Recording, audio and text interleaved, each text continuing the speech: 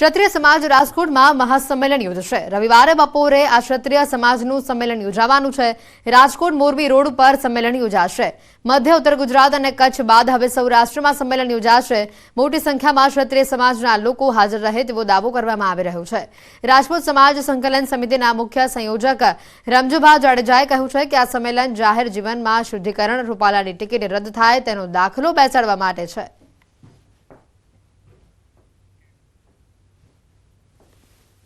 રાજકોટ ખાતે તારીખ 14/4 રવિવાર સાંજે 5 થી 7 ગુજરાત ક્ષત્રિય અસ્મિતા મહાસંમેલનનું આયોજન કરવાનું છે। લાખોની સંખ્યામાં ક્ષત્રિયોના શુભેચ્છક સમાજો એમાં હાજરી આપશે। જાહેર જીવનમાં શુદ્ધિકરણ, જાહેર જીવનમાં નૈતિકતાનું જે ધોવાણ થયું છે એને અટકાવવા માટેનો પ્રયાસ આના દ્વારા થાય। શ્રી પરસોત્તમભાઈની ઉમેદવારી રદ થાય એટલા માટે આપણે એક દાખલો એવો બેસાડવા માગીએ છીએ। અને અમારી કોઈ એવી માંગણી નથી, વ્યક્તિગત માંગણી માટેની આ ઝુંબેશ નથી, આ લડત નથી।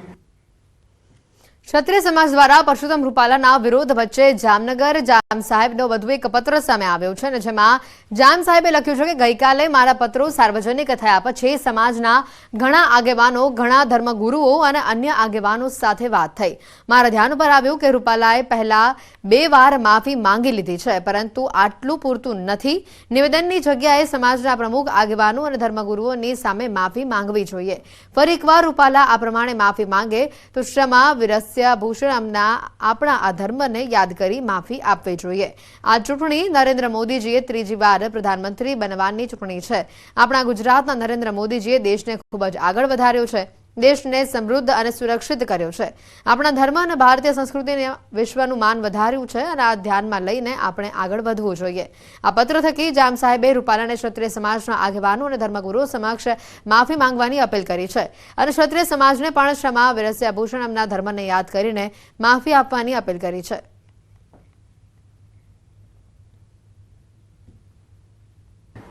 સંકલન સમિતિમાં ચર્ચા કરીને પછી જ ખ્યાલ આવે ને। નિવેદન હવે હું એનો અભ્યાસ કરું, પછી સંકલન સમિતિમાં એની ચર્ચા કરીએ, પછી એનો ખ્યાલ આવે ને। નહીં, એ અત્યારે ન કહી શકાય। જામ સાહેબને મળવાનો પ્રયત્ન પેલા કરશું, કે જામ સાહેબને સમજવાનો પ્રયત્ન કરશું કે જામ સાહેબે પેલા જે નિવેદન આપ્યું અને પછી એમાં કદાચ એમને સુધારો કર્યો તો ઓલામાં કર્યો, એ આપણે જામ સાહેબને અમે મળવાનો પ્રયત્ન કરશું। તો એમને એ જે વાત હતી એ અમને યોગ્ય લાગતી હતી, પણ એમને વાતમાં ફેરફાર કર્યો તો શું સંજોગો છે મળવું પડે। જામ સાહેબના પત્ર અંગે રમજુભાનું નિવેદન સામે આવ્યું છે। રાજપૂત સંકલન સમિતિના સંયોજકનું નિવેદન સામે આવ્યું। જામ સાહેબના પત્ર અંગે સમિતિમાં ચર્ચા કરવામાં આવશે। અમે જામ સાહેબને મળવાનો પ્રયાસ કરીશું। આ આંદોલન સામાજિક કોઈ રાજકીય પક્ષ નથી। પાટણ સંમેલન પહેલા મળીશું, જેમાં કેટલાક લોકો જામ સાહેબને મળવા જશે તે નક્કી કરાશે। ભાવનગરમાં ચૂંટણીનો પારો બરાબરનો ગરમાઈ ગયો છે અને આ વખતે ભાજપની સામે ઇન્ડી ગઠબંધનના ઉમેદવાર ઉમેશ મકવાણા મેદાને છે, એટલે કોળી વર્સિસ કોળીનો જંગ જામશે। ત્યારે ભાવનગરની જનતા છેલ્લા 5 વર્ષના કામકાજથી કેટલી ખુશ છે? પ્રથમવાર મતદાન કરનારા મતદારોને શું આશા અપેક્ષા છે? મતદારોને કેવા જોઈએ છે સાંસદ? સાંભળો અમારી આ વિશેષ રજૂઆત તમારી બેઠક તમારી વાતમાં।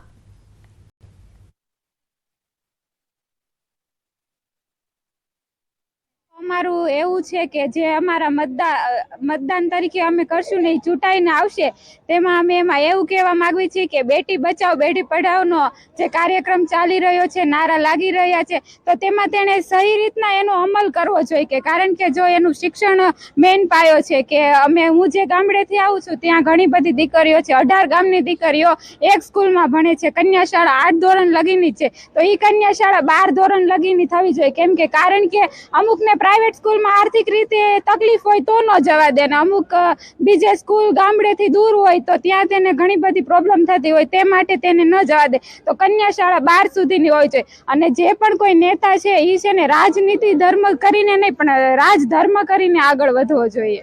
સિટીઓમાં હોસ્પિટલ જોવા મળે છે, તેથી વ્યક્તિઓ સિટીઓમાં ખાનગી હોસ્પિટલ તરફ દોડી આવે છે, પરંતુ ગામડાઓમાં ખાનગી હોસ્પિટલ જોવા મળતી નથી, તેથી તેઓ સરકારી તરફ દોડી જાય છે, પરંતુ ત્યાં પૂરતી સારવાર મળી મળી રહેતી નથી અને ત્યાં સારવાર મળી રહે, પરંતુ ત્યાં ડિગ્રીવાળા ડૉક્ટરો જોવા મળતા નથી અને અત્યારમાં કેન્સરના રોગો ખૂબ જ જોવા મળે છે, પરંતુ ભાવનગરમાં કેન્સરના રોગોના નિદાન માટે કોઈ પણ હોસ્પિટલ છે નહીં. તેથી હું સરકારને વિનંતી કરીશ કે કેન્સરના નિદાન માટે હોસ્પિટલ.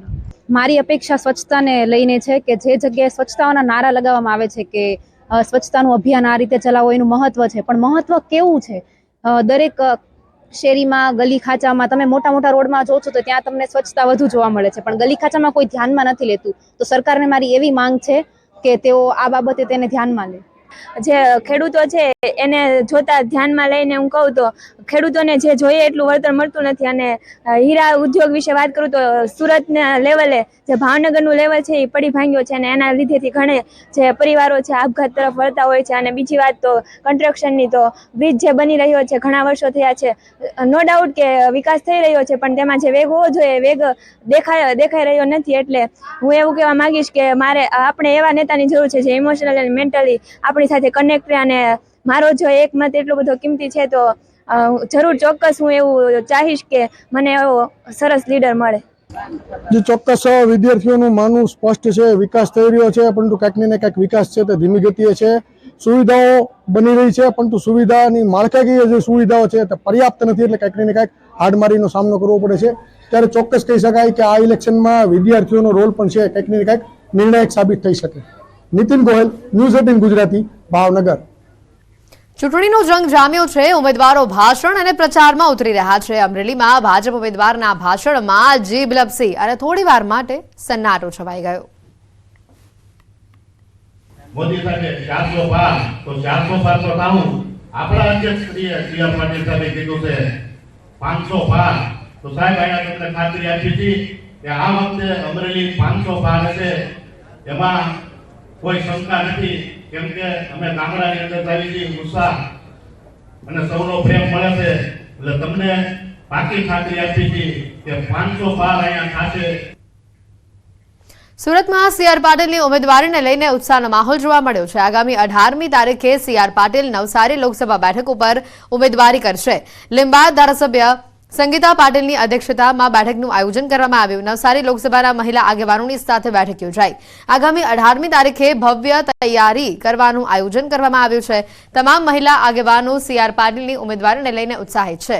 તો મોટી સંખ્યામાં મહિલાઓ ઉમટી પડશે તેવી પણ આશા રખાઈ રહી છે. 20,000થી વધુ કાર્યકર્તાઓ માત્ર લિંબાયત વિધાનસભામાંથી જશે. સોસાયટીના પ્રમુખો અમારો સંપર્ક કરી રહ્યા છે અને કહી રહ્યા છે કે અમે પણ તૈયાર છે, અમે પણ આવવાના છે. તો આવી રીતે ઉત્સાહપૂર્ણ વાતાવરણ થઈ રહ્યું છે, નિર્માણ થઈ રહ્યું છે, ત્યારે લોકોમાં ઉત્કંઠા છે સાહેબ માટે જવાની અને સાહેબ માટે આવવાની. તમે જોવો છો કે કેટલી મોટી સંખ્યામાં લોકો ત્યાં ઉપસ્થિત રહેશે. લોકો થનગની રહ્યા છે કે પાટીલ સાહેબનું ફોર્મ ભરવા માટે અમે પણ આવવાના, અમને પણ બોલાવો, અમને આમંત્રણ આપો. ત્યારે સ્વયંભૂ લોકો ત્યાં અમને કહી રહ્યા છે, ત્યારે અમે પણ એમને કહીએ આવો, તમને આમંત્રણ છે, બધાને જ આમંત્રણ છે.